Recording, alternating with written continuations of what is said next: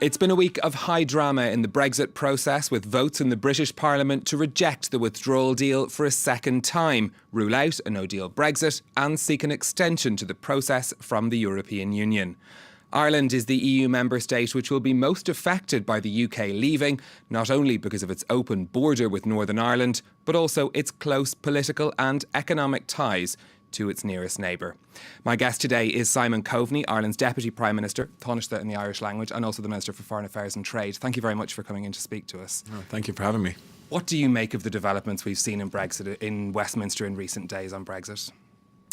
Well, certainly, this week was a big turning point. First of all, we had the high drama building up to whether or not the British Parliament would ratify the withdrawal agreement. And of course, the EU, through Jean-Claude Juncker and Michel Barnier, had worked hard with the British Prime Minister and her team to try to provide the reassurance and the clarification that they hoped would be enough to get this deal across the line. It didn't turn out that way. And so the British Parliament rejected the withdrawal agreement for a second time. But following on from that, I think the British Parliament made a very emphatic statement the following night in rejecting a no-deal Brexit. In other words, a crash out without any management or plan by a majority of 43, which is quite a big majority these days in Westminster. And then the day after that, the British Prime Minister made it clear that, look, she would next week put a choice to Parliament, which she described as a pretty stark choice, in the context of applying for an extension of Article 50, which is pushing back the date before which the UK plan to leave the European Union. And the choice would be this, that if the Parliament can ratify the withdrawal agreement next week, before that request goes to the EU Leaders Summit, well, then she will seek a technical and short extension of Article 50, probably up until the end of June. If the British Parliament can't ratify a deal next week, then she will need to seek a much longer extension of Article 50 to give the UK and its Parliament the time and space to effectively recalibrate and look at their approach to Brexit as a whole. So do you think that is no-deal Brexit off the table now? Do you think there's still any risk that the UK could crash out without a deal? Well, it's still a possibility because the legal default position today is that Britain leaves on the 29th of March at 11 p.m. that night, and there is no deal in place. So technically, in order to prevent that from happening, something else needs to be agreed. But next week, the expectation is that the British Prime Minister will make, depending on the decision of her Parliament, will make a request either for a short technical extension of Article 50 on the basis of agreeing a deal and ratifying a deal in Westminster, but because she needs more time to pass the legislation that's consistent with that deal before they leave, or else she will make a request for a much longer extension of Article 50, which I think a lot of EU leaders will be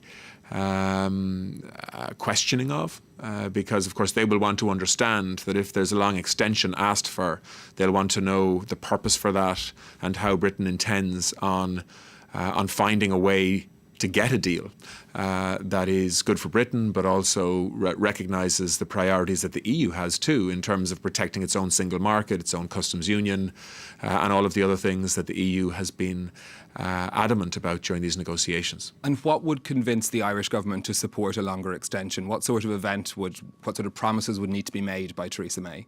Well, I think in truth the Irish government won't really be an obstacle here to an extension request.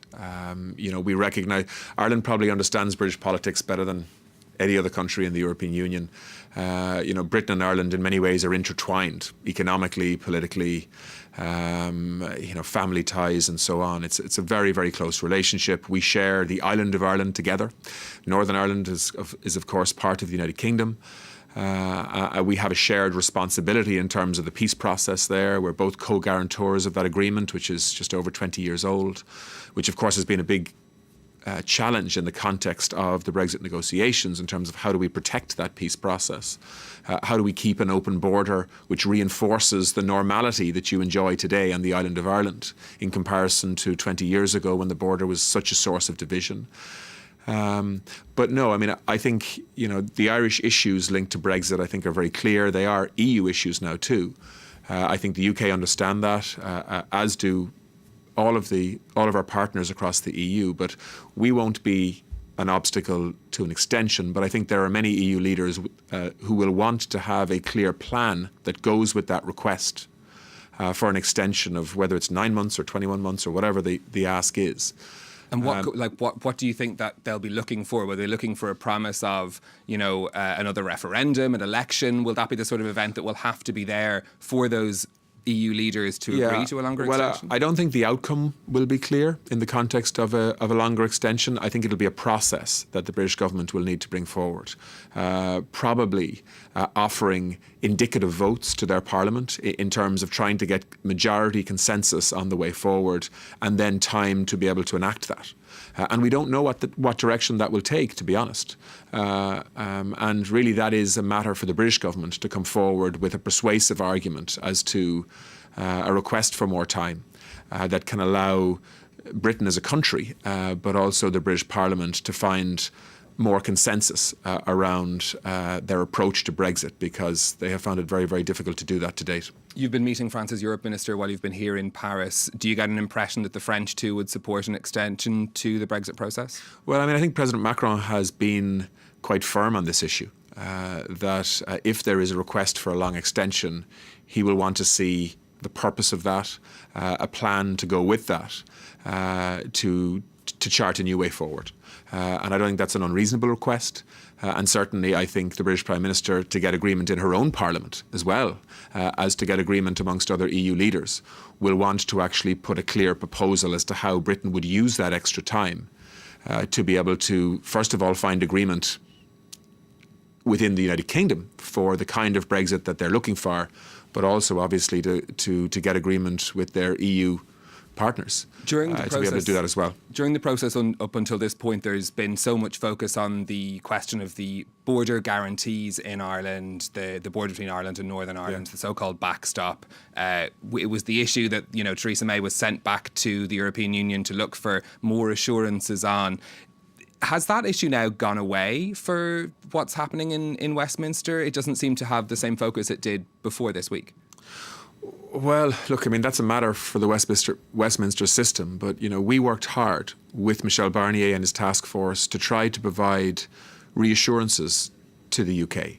The British Prime Minister asked for legal reassurances, if you like, and legal change to the package that was being proposed in terms of ratification. She got that. She got a very strong legal instrument which committed the EU to really explore alternatives to the backstop and set out a timetable for that, and also to provide a lot of reassurance that everybody would work to avoid the backstop being used in the first place, and if it ever was needed in terms of it, if it was ever triggered, that it would be temporary. But for some, that wasn't enough. But look, I think there are a lot of conversations taking place over this weekend between the government and other elements that support the government to try to find a way through on this issue. But, from our perspective, Ireland and the EU together have been very consistent in relation to protecting a peace process on the island of Ireland. Part of that is an obligation that we all have to maintain a seamless border between the two jurisdictions because of the symbolism of that, but also the practical realities of it. We have a functioning all-island economy at the moment that reinforces a positive peace process, and we need to keep it that way. And I think Theresa May recognises that, and that is why she's also trying to get this deal across the line. Last summer you described the prominent Brexiteer MP Jacob Rees-Mogg as being ill-informed about Northern Ireland, the border that was happening there. Do you feel that there are politicians in Westminster that have taken the border issue and made it something that it wasn't to begin with, that are using it for their own political gains in this process? Yes. I think that some have turned the backstop into this political monster that it never was meant to be and doesn't need to be, and the facts don't bear that out. So just for your audience, effectively what the backstop is a last resort mechanism. or an insurance mechanism. In other words, if we cannot find a way of solving the border challenge on the island of Ireland through a comprehensive future relationship deal, and if there aren't technological ways of solving this problem, well, then the default or fallback position is what's called a backstop, which is an agreement that the UK would maintain regulatory alignment with the rules of the European Union's customs union and single market in the areas necessary to prevent physical border infrastructure between those two jurisdictions on the island of Ireland. And that agreement effectively has been in place with the British government since December 2017, but long before the withdrawal agreement was signed off on. But it became formalised, if you like, as an agreement within the withdrawal agreement. So this is, the irony of this, and unfortunately some have turned it into a constitutional issue for the United Kingdom, which it was never and is never about. This is about practical regulatory coordination and cooperation to prevent the need for border checks and the security operation that would be required to facilitate those, which everybody is trying to avoid. And has the Anglo-Irish relationship been damaged as a result of this? In some ways, trying to find a solution to this very difficult challenge has brought individuals together, but certainly it has caused a lot of strain and forced a lot of polarisation on politics in Northern Ireland in particular, which is a place that could really do without that. We have a peace deal called the Good Friday Agreement or the Belfast Agreement that's 21 years old this year. That has created an absence of violence and terrorism in Northern Ireland, which everybody welcomes. But we need to keep working on reinforcing that peace to try to bring about real reconciliation in Northern Ireland, which isn't there yet. And unfortunately, the Brexit effect on Northern Ireland has been to polarise political parties, to reinforce this sense of defensive identity, if you like, as opposed to encouraging communities to reach out to each other. And that's why it's so important that as part of this Brexit challenge, we overcome the Northern Ireland issues, the border issues, so that we can allow Northern Ireland to continue to progress on the road of reconciliation following a peace process, which, of course, has been such a big priority for the Irish government throughout this process. And to be fair to the Prime Minister herself, I think this has also been a big priority for her to try to get agreement on. But unfortunately, some people in her parliament have decided to try to twist this issue into something that it's not. OK, Simon Coveney, Ireland's Deputy Prime Minister, thank you very much for joining us on France 24.